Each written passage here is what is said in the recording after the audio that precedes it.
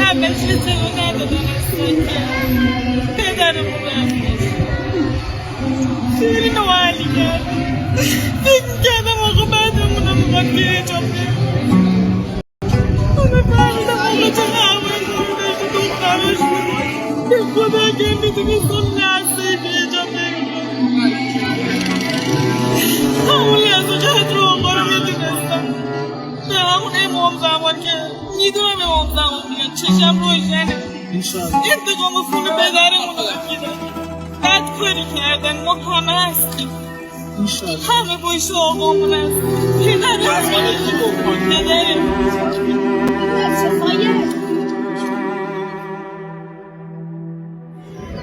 آقا فقط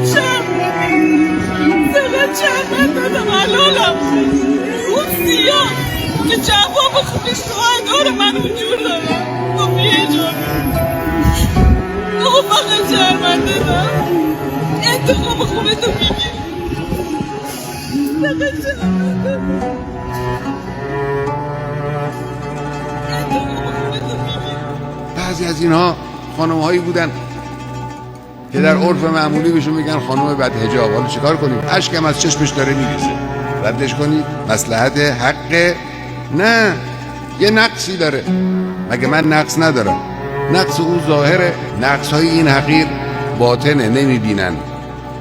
گفتا شیخا من اون چه گفتی هستم، آیا تو چنان که می نمایی هستی؟ خبر شهادت عزیز آمال شنیدی؟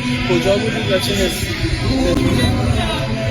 همش اطلاع ندادن اصلا که پدرمون رفتش.